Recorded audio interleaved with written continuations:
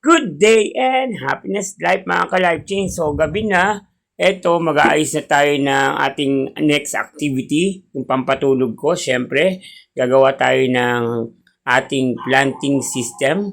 So gumawa ako ng recycle bottle na paglalagyan ng ating mga itatanim na halaman na galing din sa mga mother plant na pinagkakat ko. So ito yung itsura niya guys. So nilagay ko siya sa kahoy tapos pinapako yung takip and then saka mo ikakabit yan. So may mga butas na yan, binutasan ko na kanina. Ayan, ikakabit mo lang ganyan. And then magkakaroon ka na ng instant na pot ng mga halaman. Lalagyan ng mga halaman, di ba? Ayan, galing from recycle. So dyan natin ilagay mga lupa. At take note, tingnan nyo aking mga halaman na collection. Yan guys, dumarami na sila, di ba? Ang ating mga orchids, 1 year na. Ayan, patuloy na namumulaklak ang aking mga orchids. Simula nung binili ko may bulaklak, ngayon nakauwi ako, meron pa rin siya mga bulaklak na bago. Nagpapakitang gila sila sa amo nila. At pinapakitaan talaga nila ako na maganda ang kanilang mga bulaklak. Kaya dapat paramihin ko sila. Ayan, available tayo sa ganito mga halaman. Meron tayong golden photos, roses, ayan, mga fortune plant, mga magagandang talaga halaman. Hindi nawawala ang ating tinatawag na pampaswerte, ang ating snake plants. At meron din tayong mga bamboo plants, spider plants, tiger plants.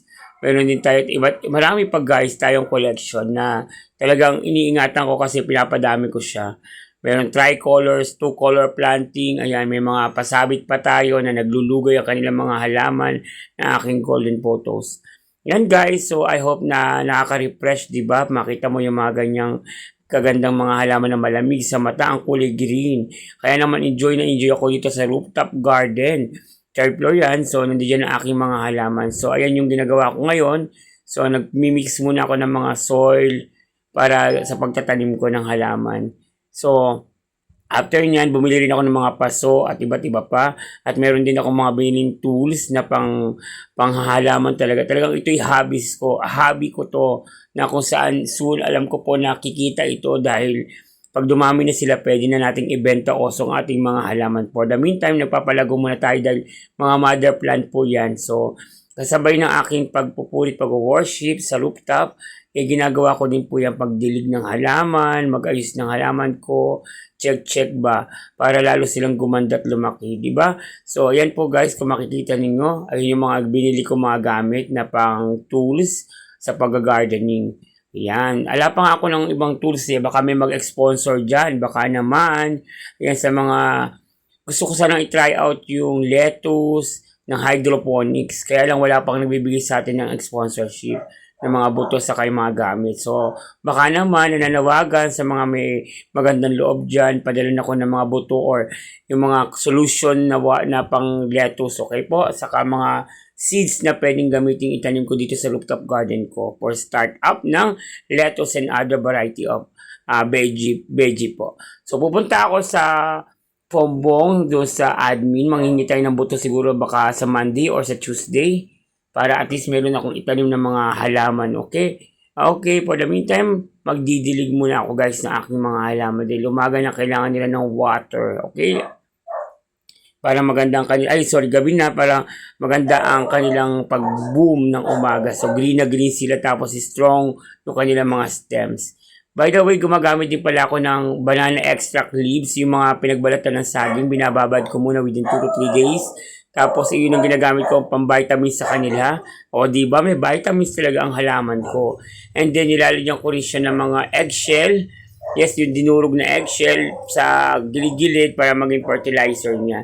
And meron din akong dumi ng manok na hinahalo ko ng konti sa lupa, tapos nilalagay ko sa top ng kanilang mga sidings para at least kahit paano magkaroon sila ng minerals and vitamins na makakatulong para sila patuloy na mamulaklak at mamunga at maging verde ang kanilang mga dahon.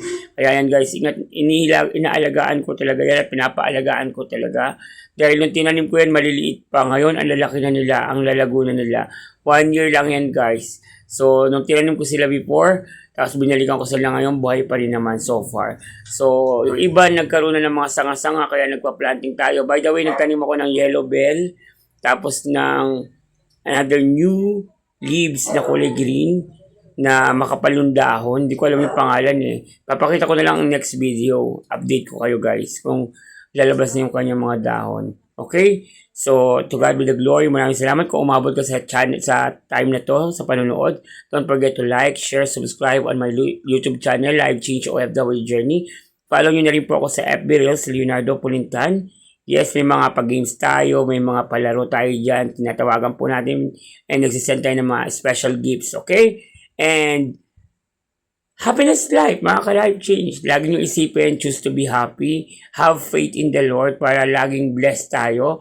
Lagi lang tayong masaya para smooth ang buhay, maging productive, progressive, at patuloy tayo sa pangarap na magkaroon ng diskarte, ng hope, ng faith, ng love sa lahat ng ginagawa natin. Kasi I believe everything will be on my perfect time. Pag si Lord ang gumalaw sa iyo, sigurado may pagpapala yan. Okay? So, keep on watching. Don't forget to comment down below according to what I did today. So, hashtag plantita, hashtag plantito, hashtag gardening, hashtag rooftop garden, hashtag sa lahat na may hashtag dyan.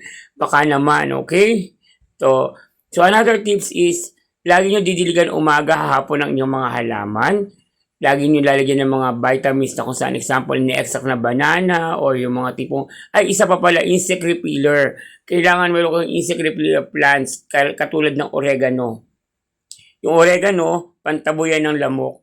So, pag naaamoy nila yan, mas lalo sa mga flowering plants ko, nilalagyan ko siya ng oregano yung ilalim para yung amoy niya, maamoy ng insect, hindi pupunta doon yung mga insect, di ba? So, matuloy na, kaya maganda yung takbo ng mga bulaklak ng halaman ko. Okay? At take note, meron silang potassium, di ba? Sa banana, makukuha yan. Sa katas ng banana. And water, lagyan nyo lang ng konting water solution para at least mas matuloy tumigas yung kanilang mga stem. Okay? Alam niyo naman, may buhay din ng halaman, kakausapin ninyo, lalagyan nyo ng sounds, para naman ganun patuloy sila na gumanda at lumago. Ayan, ang haba ng video ko guys for today, umabot siya ng 10 minutes. So I hope hindi kayo na-bore kasi nakita niyo naman green na green at napakaganda at lusog na ating mga halaman sa rooftop. Okay? So muli po, don't forget to subscribe, like and share, comment down below. Any suggestion is open. And don't forget to follow me on my Facebook account, Leonardo Pulintan, Life Change OFW Journey. So hanggang dito na lang po muna tayo. And God bless, to God be the glory sa lahat ng nanonood po. Okay? And thank you. Yan. So, finale na tayo guys. So, nag-aayos na ako ng mga gamit ko bago mag-set off. And ito na guys yung mga halaman. Okay? So, God bless and bye-bye.